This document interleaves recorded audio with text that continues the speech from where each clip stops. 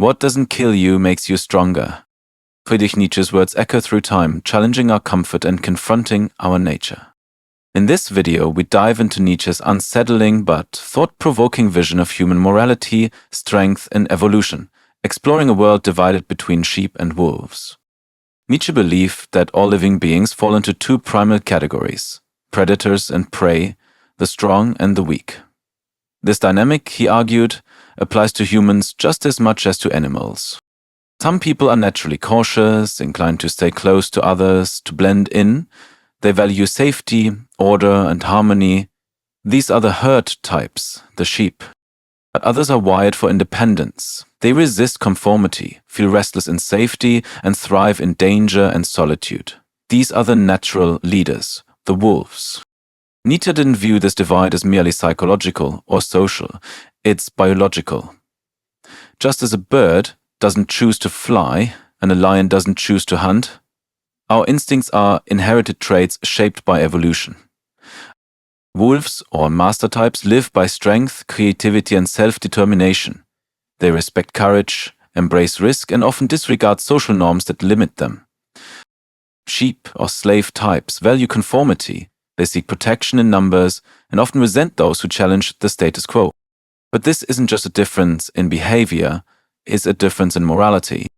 Morality through the eyes of a sheep versus a wolf.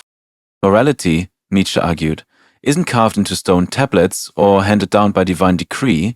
It's a function of biology.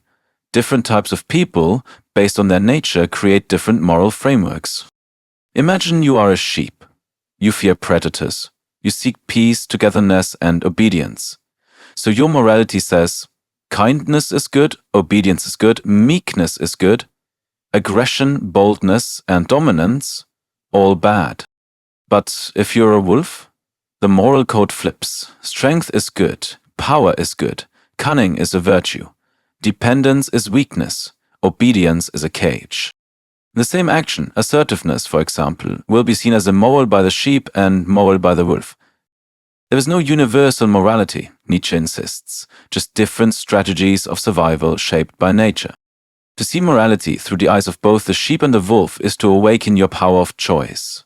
The sheep seeks safety, approval, and unity, but often at the cost of individuality. The wolf, however, values strength, instinct, and freedom, walking a lonelier, riskier path.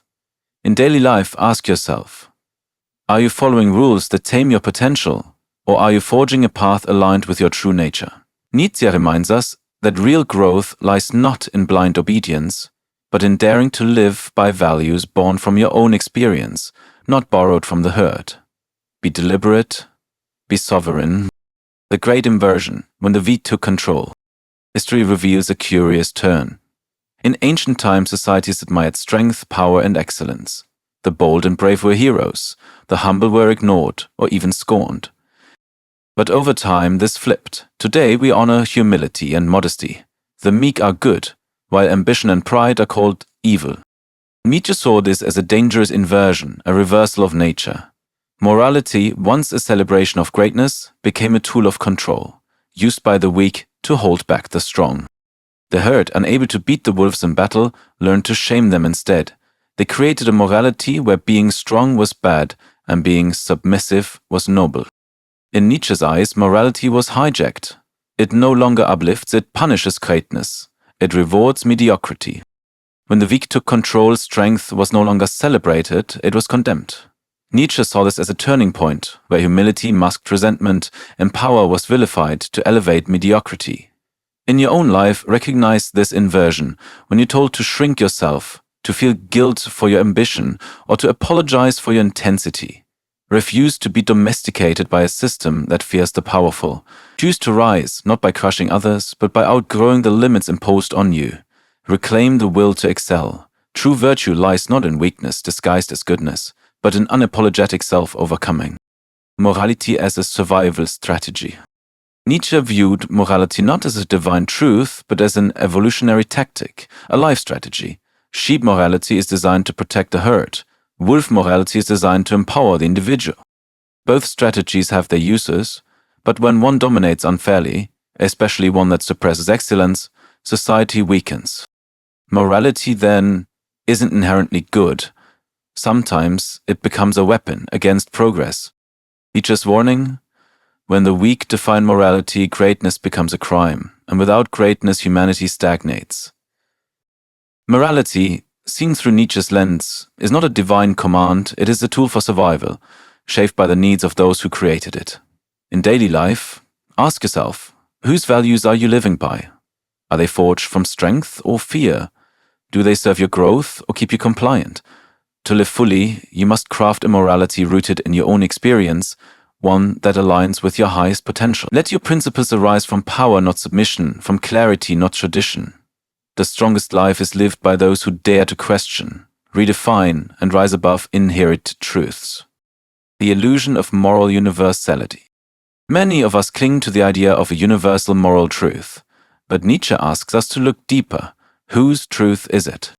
Often what we call right is merely what serves the herd. What we call wrong is simply what threatens it. But wolves don't live by sheep rules, and when forced to, they suffer or revolt. This tension between individual strength and collective safety is the heart of Nietzsche's critique. The idea that morality is universal is a comforting illusion, but illusions are chains. Nietzsche urges you to see that what is right for one may be weakness for another. Don't live under borrowed codes. Instead, carve your own path, shaped by your will, not by the fears of the herd. Moral truth is not handed down, it is forged in the fire of experience and tested in the trials of life. Embrace the freedom to create your own values, your own standard. In doing so, you become not a follower of truth, but a creator of it. That is true strength. Why we fear strength? Why do we demonize ambition? Why is assertiveness labeled arrogance? Nietzsche believed we fear what we don't control. The herd cannot control the wolf, so it labels him dangerous. Over time, this fear turns into morality. He who stands out must be cut down.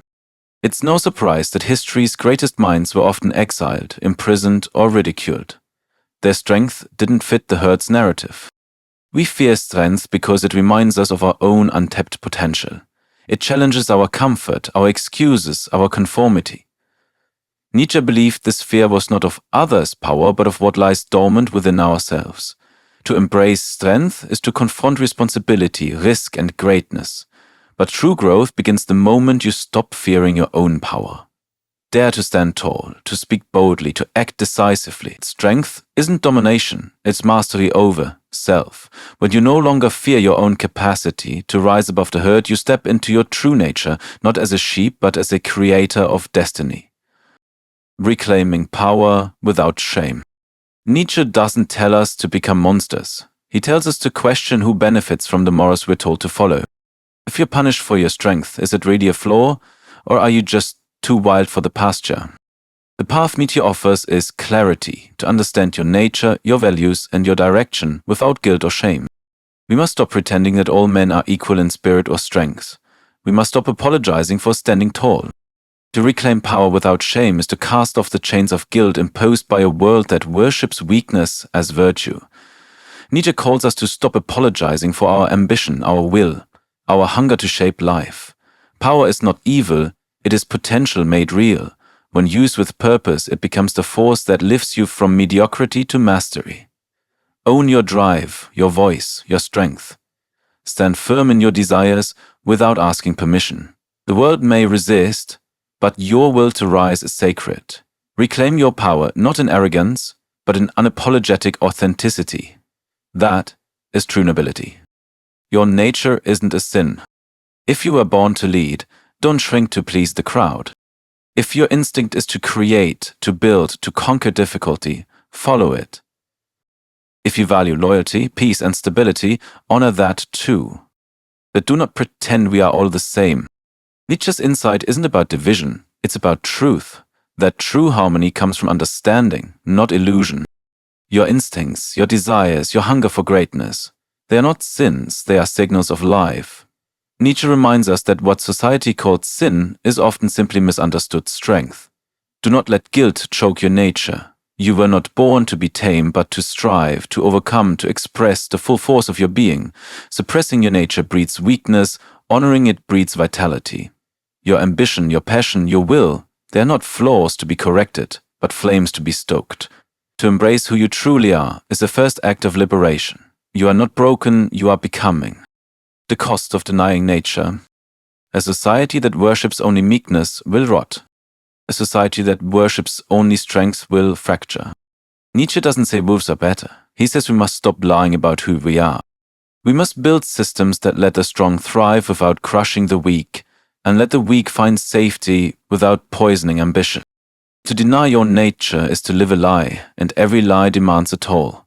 When you silence your instincts, you trade vitality for acceptance, passion for politeness, power for peace that is not your own.